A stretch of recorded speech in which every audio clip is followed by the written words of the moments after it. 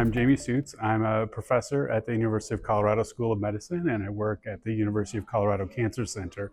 But today I was presenting research that has to do with implementation of high-quality lung cancer screening in Kentucky with my colleagues from the University of Kentucky Markey Cancer Center. What we have done is we've actually worked on implementing quality lung cancer screening throughout the state of Kentucky in order to really leverage and optimize the outcomes of the low-dose CT platform. Our work in Kentucky is relevant because Kentucky is a state that has the highest incidence and mortality of lung cancer, and we've been able to leverage our work in order to really excel or accelerate lung cancer screening in Kentucky. The work that I presented today has to do with quality implementation, our QUILS system, which stands for Quality Implementation of Lung Cancer Screening. The system includes 4 components. One is an index of assessing quality. The next components involve giving feedback to the lung cancer screening programs in an audit and feedback approach. And then we provide a resource portal that marries up their deficiencies or opportunities for improvement in terms of quality screening practices and policies within their programs. And then they get resources in that resource portal to help shore up some of those opportunities. And then finally, there's coaching and technical assistance from our expert team when people encounter or lung cancer screening programs have specific issues that may not be addressed in our resource portal or may be unique to that particular program. We implemented this system in 10 lung cancer screening programs in Kentucky and found that at baseline of those 10 programs, they achieved about 2/3 of the quality points that were available in our system.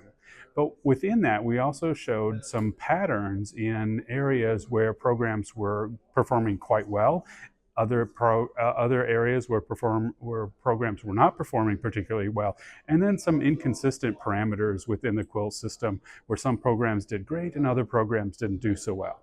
But when it comes right down to it, the issue that we found was that programs were getting the technical aspects of lung cancer screening correct. They were screening the right people, doing the right follow-up and things like that.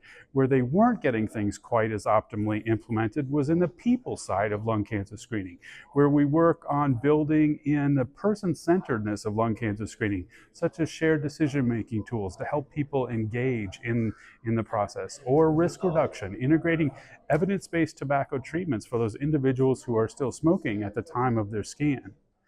Some of the things that were sometimes done well, sometimes not done very well was the community engagement piece. In order to normalize lung cancer screening in our communities, we have to be out in the communities, communicating with primary care clinicians to help them integrate it as part of their routine workflows, as well as working with community organizations that represent individuals who are likely to be eligible for lung cancer.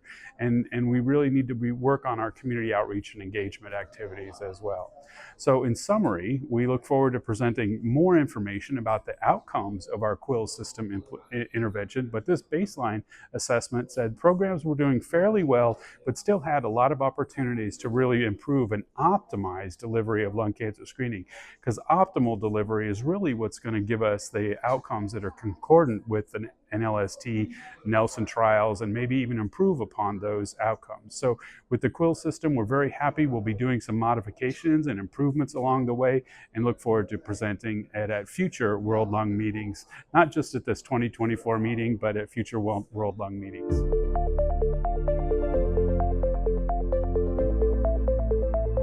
In reality, for an individual who's at risk, they feel bad about their smoking history, and our healthcare systems often shame them even more about it. And so they anticipate us treating them poorly around anything around smoking. And then secondly, if our society doesn't understand the enthusiasm that those members of IASLC have for how transformative the innovations in lung cancer care have been. And so we have this thing where we as a lung cancer care community have a full understanding of just how different it is now. How much with screening, risk reduction, biomarker testing, targeted treatments, and all these things, better surgeries, better radiation treatments, better survivorship and palliative care. We have all that. We have all the optimism that we've never had before. Our society doesn't understand that yet. It's not translated in there. They have a 1950s and 1960s understanding of lung cancer, and therefore we don't have any social facilitation, any social support around lung cancer screening. And until we get that here in the United States, we will continue to have 5 or 10% of our community that actually have access or uptake of lung cancer screening. And we need to do it a lot better by ignoring our scanners and focusing on our community. We're getting this part right. We're not getting the people part right. Technically, we're doing great. People, we stink. And we got to focus on the people and build that trust.